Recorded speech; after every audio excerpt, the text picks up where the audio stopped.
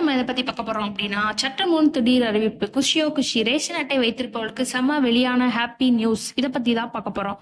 இதை பத்தின முழு விவரங்களை நீங்க தெரிஞ்சுக்கணும் அப்படின்னா நம்ம வீடியோவை ஸ்கிப் பண்ணாம பாருங்க. நீங்க இப்பதான் ஃபர்ஸ்ட் டைம் நம்ம சேனலை பாக்குறீங்க அப்படின்னா சப்ஸ்கிரைப் பண்ணிக்கோங்க. பக்கத்துல இருக்க பெல் ஐக்கான கிளிக் பண்ணிக்கோங்க. வாங்க இப்ப நம்ம வீடியோக்குள்ள போகலாம். பொங்கல் பண்டிகையை முன்னிட்டு பரிசு தொகுப்பு மற்றும் ரொக்கம் வழங்கப்படும். அது மட்டும் அல்லாமல் பொங்கல் தினத்தில் தமிழர்களின் பாரம்பரிய விளையாட்டு போட்டியான உலக புகழ்பெற்ற அம்னியாபுரம், பாலமேடு மற்றும் அலங்காநல்லூர் ஜல்லிக்கட்டு போன்ற விளையாட்டுப் போட்டிகள் நடைபெறும்.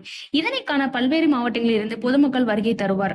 மற்றொரு காரணம், ஒவ்வொரு ஆண்டும் பொங்கல் பண்டிகையின் போது 1 கிலோ பச்சரிசி, 1 கிலோ சர்க்கரை மற்றும் ஒரு முழு கரும்பு ஆகியவை பொங்கல் பரிசு தொகுப்பாக ரூபாய் 1000 ரொக்கம் வழங்கப்படும்.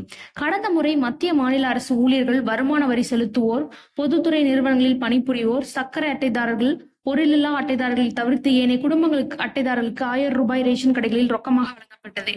ஆனால் இந்த முறை மத்திய மாநில அரசு ஊழியர்கள் அனைவருக்கும் 1000 ரூபாய் வழங்க அரசு திட்டமிட்டுள்ள தகவல் வெளியாகியுள்ளது. இது தொடர்பான அறிவிப்பு விரைவில் வெளியாக உள்ளது. மேலும் இந்த ஆண்டு பொங்கல் பண்டிகை பரிசு தொகுப்பு எப்போது கிடைக்கும் என்ற தகவலும் வெளியாகியுள்ளது. அதாவது இந்த ஆண்டு பொங்கல் பண்டிகை ஜனவரி 13 போகி பண்டிகையும் 14ஆம் தேதி பொங்கல் பண்டிகை கொண்டாடப்படுகிறது. அதற்கு முந்தைய நாள் சனி ஞாயிறு விடுமுறை வந்து விடுகிறது. இதனால் பொங்கலுக்கு முன்னதாக, அதாவது ஜனவரி 10ஆம் தேதி வழங்கப்படலாம் என கூறப்படுகிறது.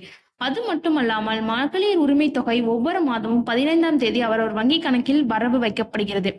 இந்த முறை பொங்கலுக்கு முன்னதாக வரவு வைக்கப்படும் என்பது குறிப்பிடத்தக்கது. அரசு ஊழியர்கள் உட்பட்ட அனைத்து குடும்ப அட்டைதாரர்களுக்கும் ரூபாய் 1000 வழங்க அரசு திட்டமிட்டுள்ளது. தீபாவளி பண்டிகை முடிவடைந்து பொங்கல் பண்டிகை பொதுமக்கள் எதிர்பார்த்து காத்து கிடக்கின்றன.